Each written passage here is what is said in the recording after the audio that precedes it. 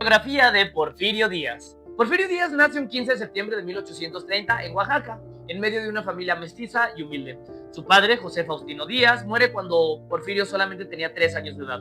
Por lo tanto, su madre, Petrona Mori, queda a cargo de una familia bastante numerosa, 7 hijos, de los cuales Porfirio fue el sexto de todos ellos. Y es aquí donde Porfirio Díaz crece en un ambiente de necesidad, en donde él, siendo muy joven, se hace cargo en muchos aspectos, tanto económicos como de seguridad, de su numerosa familia. A pesar de la pobreza, su madre insistió que estudiara, y gracias a su disciplina y a su inteligencia llamó la atención del obispo Antonio de León, que lo apoyó a entrar al seminario. En ese entonces el sacerdocio era una manera para garantizar estabilidad económica. Básicamente Díaz estaba muy enfocado en una formación totalmente religiosa. En 1846 estalla la guerra entre México y Estados Unidos, y Porfirio Díaz, con tan solo 16 años, se da cuenta que su vocación no es el camino religioso, sino el de las armas. Él quería a toda costa defender a su país, así que decide abandonar el seminario y decide unirse a las milicias de Oaxaca como voluntario. Así es como inicia su carrera militar. En la intervención de Estados Unidos, Díaz no tiene grandes batallas, pero sí aprende a utilizar armas, aprende estrategias de batalla y a la par decide estudiar leyes en el Instituto de Artes y de Ciencias de Oaxaca.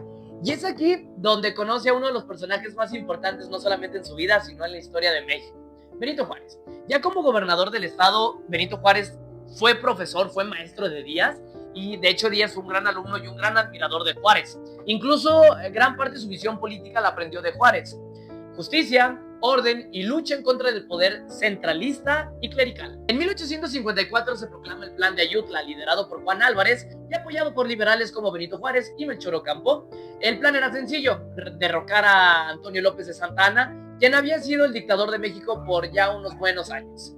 Esto marcó una nueva era liberal en México y también marcó el inicio de la carrera política de Porfirio Díaz. Con tan solo 24 años, Porfirio Díaz participó en el Plan de Ayutla y debido a su disciplina y a su buena organización, se le nombró como jefe político de Ixtlán, una pequeña región de Oaxaca. Este fue su primer cargo civil. Con el Plan de Ayutla no solamente cayó Antonio López de Santa Anna, sino también se creó un nuevo México, básicamente. Empezaron a surgir ideas como la democracia, el federalismo, el Estado laico.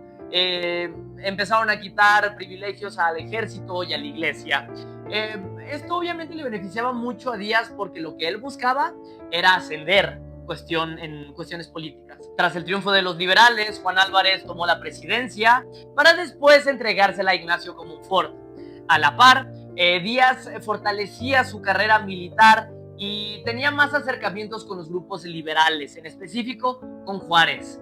Y mientras todo esto pasaba, Díaz aprendía de los nuevos sistemas políticos que se estaban creando y los aprendía de primera mano. Entre 1857 y 1861 estalló una guerra que dividió el país. Estaban los liberales y estaban los conservadores. Los liberales querían dividir lo que es la iglesia y el Estado, y los conservadores querían mantener estos privilegios tradicionales. Y es aquí donde Porfirio Díaz tuvo su ascenso militar. Fue conocido mayormente por las hazañas que tuvo en estos años. En la Guerra de Reforma, Porfirio Díaz participó en muchas campañas militares y fue tal su desempeño que se ganó el respeto de los altos mandos, incluso de Juárez, que, como ya lo mencionamos anteriormente, Porfirio lo veía como su maestro político. Fue tal el grado de su desempeño que a los 31 años ganó el grado de general. En 1861 los liberales obtienen la victoria, por lo cual Juárez obtiene la presidencia de México. Esto deja en un gran puesto a Porfirio Díaz por la relación que tenía con el mismo Juárez, y fue aquí donde ya se veía un futuro prometedor para el joven Díaz. En 1861 México estaba sumamente endeudado, por lo tanto el presidente Juárez decidió suspender el pago de la deuda externa, lo que provocó que Inglaterra, España y Francia llegaran a atacar a México. Aunque el único que se quedó a establecer un imperio fue Francia, de la mano de Napoleón III. Esto es a lo que se le denomina como la segunda intervención francesa. Díaz fue uno de los primeros generales en organizar la defensa de México. Incluso en 1862 participó en la batalla de Puebla del 5 de mayo. Fue clave su desempeño, puesto que él estaba a cargo de una de las divisiones que justamente estaban a cargo del general Ignacio Zaragoza. Todos sabemos lo que significó esta victoria para México. Sin embargo, esta misma victoria hizo enfurecer, obviamente, a Napoleón III, lo que provoca que mande más tropas a México, y en 1863 se hacen de la capital de México y establecen a un emperador extranjero, Maximiliano de Habsburgo, y así es como se establece el segundo imperio mexicano. Benito Juárez jamás reconoce a Maximiliano de Habsburgo como emperador de México, sin embargo tiene que moverse al norte, pero este es el norte donde el mismo Juárez mantiene la república viva. Y Díaz, por el contrario, está en el sur, peleando diferentes batallas. Incluso él solo logra mantener ciertas regiones de México libre del imperialismo francés. El 2 de abril de 1866 Díaz tiene la victoria más grande de su carrera militar, la toma de Puebla. Y es un poco controversial, puesto que Juárez le dice a Díaz que le da órdenes de no atacar, sí, de esperar un poco más para prepararse mejor, básicamente. Díaz ignora estas órdenes, ataca Puebla y se lleva la victoria. Justamente esto acelera que quiten a los franceses de este lugar. Es interesante porque a partir de aquí, Juárez felicita a Díaz por esta gran victoria, pero a partir de este momento empezó a haber un poquito de tensión entre Juárez y Díaz, puesto que Díaz había desobedecido a Juárez. En 1867, el imperio derrotado, Maximiliano es capturado, Juárez vuelve a ser presidente de México, solo que en esta ocasión Díaz ya no era solamente un general, sino que ya era una figura pública, era un representante de México. En 1867 Díaz era una de las personas más importantes de México, por lo tanto deciden postularse como presidente de México. Solamente que había un pequeño inconveniente: Juárez quería reelegirse. Aún así, Porfirio Díaz se postula para ser presidente de México, pierde las elecciones en contra de Juárez, él lo acepta, pero no se retira. No es hasta el 71 que vuelve a postularse como presidente. En esta ocasión estaba Juárez, Lerdo de Tejada y el mismo Díaz. Juárez le gana a Díaz por un pequeño margen, y es aquí donde ya Díaz acusa de un fraude, y es donde él ya empieza a pelear que la reelección viene siendo una falta de los principios liberalistas. Díaz lanza el Plan de la Noria, en donde básicamente quiere quitar a Juárez el poder. Él lo que pelea es que el país necesita alternancia.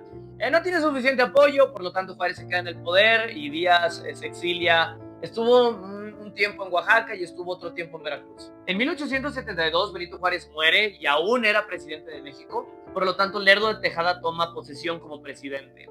Aquí Díaz ve la oportunidad de ahora él ser presidente, de postularse. Sin embargo, en 1876 Lerdo de Tejada quiere reelegirse, y aquí es donde Díaz vuelve a levantar la bandera de la no reelección, y en esta ocasión con más éxito. Porfirio Díaz lanza el Plan de Tuxtepec, en esta ocasión queriendo sacar a Lerdo de Tejada de la presidencia. Nuevamente aboga por que la no reelección no es moral, no ayuda al país, básicamente. En esta ocasión tiene el apoyo del pueblo, del ejército, y logra quitar a Lerdo de Tejada.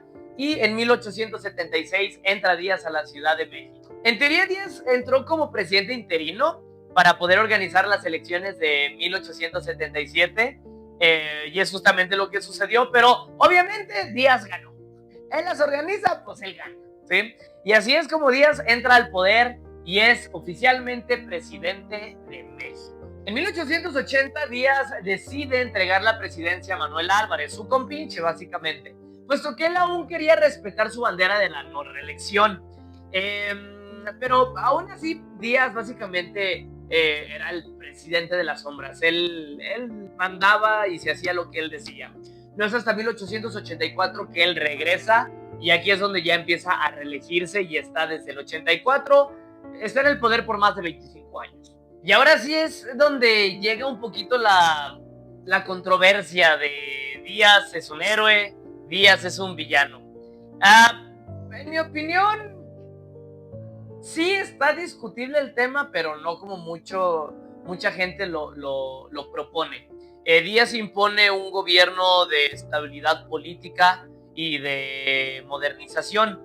Se hacen miles de kilómetros de ferrocarril, se coloca el telégrafo, se desarrollan fábricas, se desarrollan carreteras, cae inversión extranjera como nunca antes había caído en México, pero nada nuevo, nada que no hayamos escuchado antes. Todos estos avances son en la minoría. Los ricos son más ricos, los pobres son más pobres. Incluso los campesinos pierden tierras, y la mayoría de las concesiones que se hacen son para empresas extranjeras. Entonces sí, muy padre todo, pero lo de siempre, los ricos son más ricos y los pobres son más pobres. El poder de México lo tenían unos cuantos. Porfirio Díaz tuvo un sistema totalmente autoritario. Era un dictador, era un dictador. Todo lo que pasaba en México se realizaba porque Díaz lo decía. Tenía el poder del Congreso, todas las decisiones que él tomaba, pues básicamente él tenía su grupo de los científicos, siempre argumentaban cosas a favor de todo lo que decía Díaz. La prensa estaba censurada, era una dictadura, era una dictadura. El porfiriato fue una dictadura técnica, moderna, funcional, pero injusta y excluyente. Muchos también dicen, fue una época sumamente tranquila para México. Sí, pero autoritaria. Sí, no había huelgas porque cuello. No se podría hablar mal del presidente ni de nadie que estaba en un cargo arriba porque a colgar los tenis. Y Díaz no escuchaba al pueblo básicamente, le encantaba ser adulado y bueno, se olvidó de dónde vino.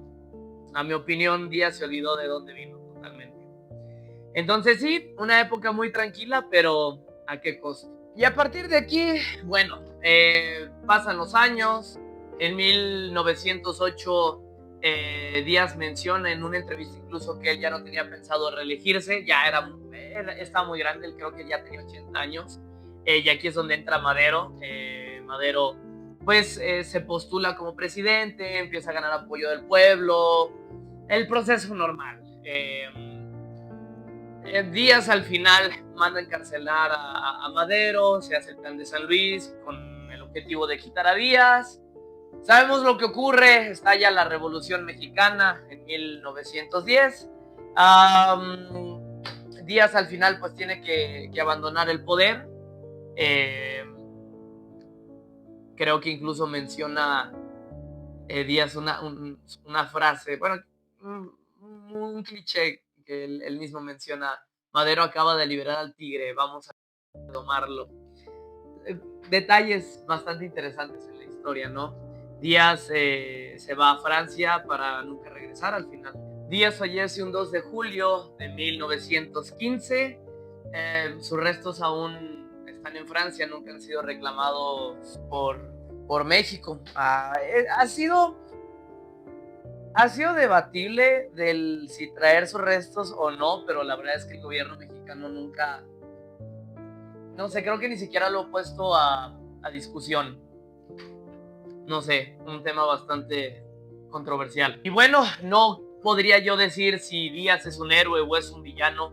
Como cualquier personaje de esta índole, en su vida hubo altas, en su vida hubo bajas, hubo aciertos, hubo errores. Al final de cuentas, solo nos queda aprender de ellos. Y si pudiera dar yo una opinión muy personal, para mí un buen presidente debe tener un balance económico, político y social. No creo que Díaz haya logrado este balance. De hecho, para mí solo ha habido un presidente en México que lo ha logrado, que sería Lázaro Cárdenas, que es la persona que en mi opinión mayor se acercó a esto. Ya después hablaremos de él. Pero bueno, esto fue la biografía de Díaz. Les recomiendo este libro, la verdad habla de muchos detalles de él, Porfirio Díaz, su vida y su tiempo, de Carlos Díaz. Entonces, sí, déjenme en los comentarios qué es lo que piensan sobre este personaje. Y bueno, nos vemos en la siguiente biografía. Nos vemos, gente.